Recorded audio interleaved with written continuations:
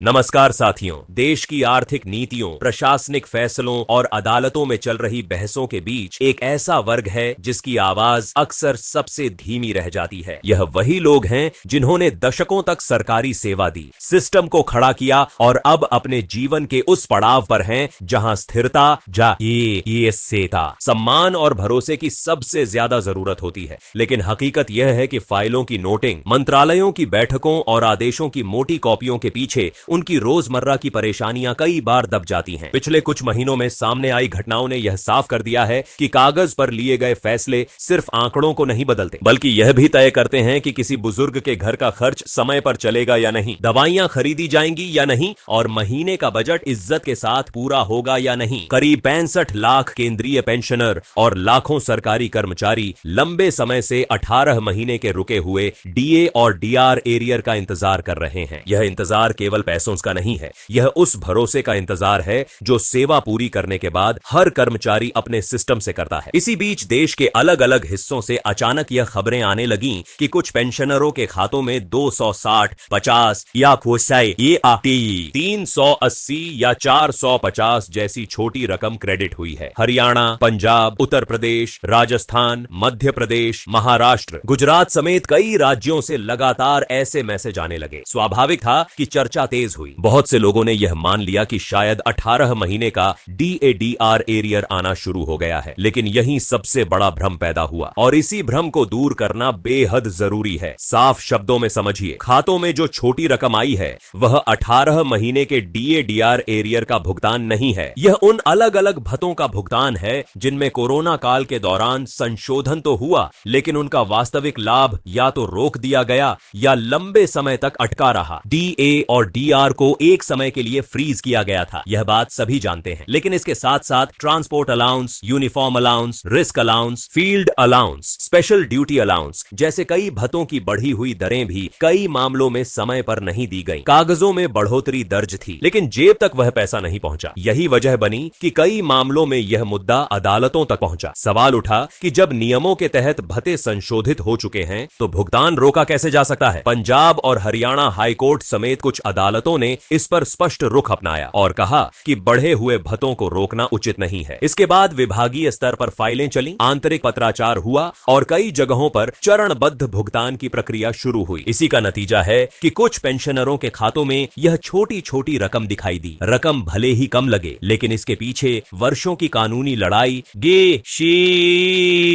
दफ्तरों में घूमती फाइलें और पेंशनरों की लगातार उठाई गई आवाज छिपी है। यह इस बात का संकेत भी है कि जब मामला अदालत की स्पष्ट दिशा में जाता है तो सिस्टम अचानक सक्रिय हो जाता है। लेकिन सोशल मीडिया पर जैसे ही इन क्रेडिट मैसेजेस की चर्चा फैली, वैसे ही भ्रम भी बढ़ता चला गया। कुछ लोगों ने बिना जांच के इसे बड़े एरियर की शुरुआत मान लिया और दूसरों को भी यही बता दिया। यहां बेहद जरूरी है कि 18 महीने के डीएडीआर एरियर को इन भुगतानों से जोड़कर न देखा जाए। वह मामला पूरी तरह अलग दिशा में चल रहा है। उसकी कानूनी स्थिति, सरकारी रुख और वित्तीय तर्क अलग हैं। उस बड़े एरियर को लेकर सरकार का कहना अब भी यही है कि यह एक बड़ा वित्तीय बोझ है, जबकि पेंशनर पक्ष साफ तौर पर इसे अपना अधिकार मानता है। डीए और डीआर कोई बोनस या तोहफा नहीं है, यह वेतन और पेंशन संरचना का हिस्सा है। इसे लंबे समय तक रोकर रखना न्याय और सम्मान दोनों के खिलाफ माना जाता है। यहाँ बहस का नैतिक पहलू भी उतना ही अहम है। सरकार के लिए यह आंकड़ों और बजट का मामला हो सकता है, लेकिन पेंशनर के लिए यह इलाज, दवा, किराया, बिजली बिल और रोजमर्रा की जरूरतों का सवाल है। बहुत से घरों में पेंशन ही एकमात्र स्थिर आय है। जहां बुजुर्ग अकेले रहते हैं या जिनका कोई स्थायी सहारा नहीं, उनके लिए पेंशन सिर्फ पैसा नहीं बल्कि सुरक्षा और आत्मसम्मान है। इसी दौरान एक और गंभीर समस्या सामने आई, जीवन प्रमाण पत्र यानी लाइफ सर्टिफिकेट की। हाल के समय में लाखों पेंशनरों ने अपना जीवन प्रमाण पत्र जमा किया। किसी ने बैंक जाकर या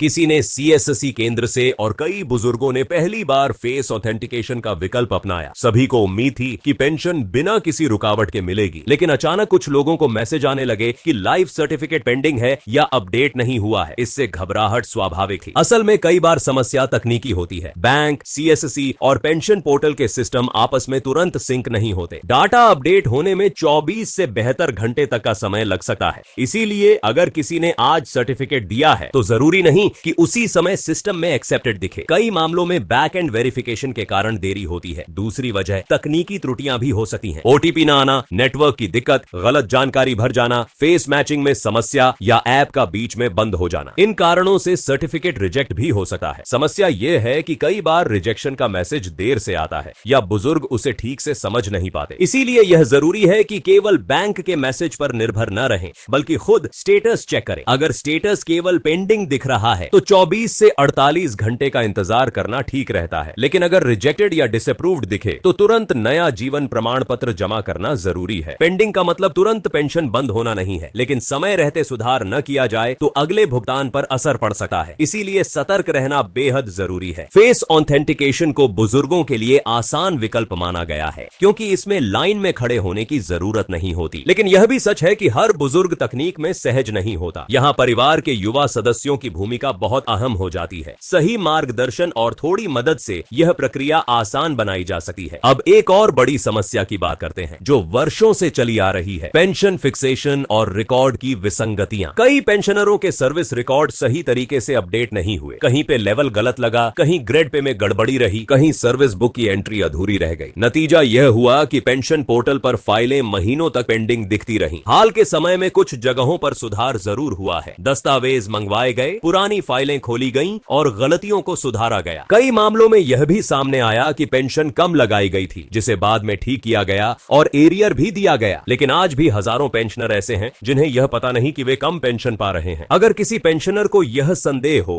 कि समान पद और समान सेवा अवधि वाले व्यक्ति को ज्यादा पेंशन मिल रही है, तो चुप बैठना नुकसानदायक हो सकता है। Service book, PPO, pension slip और रिटायरमेंट ऑर्डर के साथ विभाग में लिखित शिकायत देकर समीक्षा की मांग की जा सकती है। खासकर 2010 से पहले रिटायर हुए पेंशनरों में यह समस्या ज्यादा देखने को मिलती है, क्योंकि उस समय फिक्सेशन ज्यादातर मैनुअल होता था। अदालतों ने भी इस पर टिप्पणी की है कि बुजुर्ग पेंशनरों को छोटी छोटी समस्याओं के लिए कोर्ट के चक्कर न लगाने पड़े। विभागीय स्तर पर शिकायत निवारण मजबूत होना चाहिए, क्योंकि अदालत जाना बुजुर्गों के लिए सिर्फ कानूनी नहीं बल्कि मानसिक और आर्थिक बोझ भी है। सबसे बड़ा डर जो हर पेंशनर के मन में रहता है वह है पेंशन रुक जाने का। लाइफ सर्टिफिकेट से जुड़ी परेशानियों ने इस डर को और बढ़ा दिया है। एक छोटा सा मैसेज भी पूरे घर की चिंता बन जाता है। जहां पेंशन ही मुख्य आय है, वहां कोई भी देरी सीधे जीवन को प्रभावित करती है। इसीलिए पेंशन व्यवस्था को बुजुर्ग अनुकूल बनाना सिर्फ सुविधा नहीं बल्कि सामाजिक जिम्मेदारी है। उम्र के आधार पर अतिरिक्त पेंशन का प्रावधान जरूर है, लेकिन महंगाई के मुकाबले यह कई बार नाकाफी लगता है। दवाइयों, इलाज और रोजमर्रा के खर्च लगातार बढ़ रहे हैं, जबकि आय सीमित है। यही वह अंतर है जो नीति और जमीनी हकीकत के बीच साफ दिखता है। अंत में वही सवाल फिर सामने आता है, 18 महीने का DADR एरियर कब मिलेगा? यह सिर्फ पैसों का नहीं बल्कि सम्मान और अधिकार का सवाल है। जिस दिन इस पर अंतिम फैसला आएगा वह सिर्फ बैंक बैलेंस नहीं बदलेगा बल्कि यह भी बताएगा कि इस देश में बुजुर्गों के अधिकारों को कितना महत्व दिया जाता है। अगर यह बातें आपके घर से जुड़ी हैं तो जानकारी अपने तक सीमित न रखें। अपने माता पिता और बुजुर्गों की मदद करें, उन्हें समझाएं, उनका स्टेटस चेक करें और घबराने न दें। और साथियों, अगर आप चाहते हैं कि ऐसी जरूरी और सच्ची जानकारी आपको आगे भी लगातार मिलती रहे तो अभी इसी समय चैनल को सब्सक्राइब कर दीजिए। सब्सक्राइब करने से आपको हर नई अपडेट सबसे पहले मिल जाएगी और आपकी एक छोटी सी मदद से यह आवाज और मजबूत होगी। हमारा मकसद यही है कि सही जानकारी आगे बढ़े और कोई भी व्यक्ति भ्रम या तकनीकी दिक्कत की वजह से अपने हक से वंचित न रह जाए।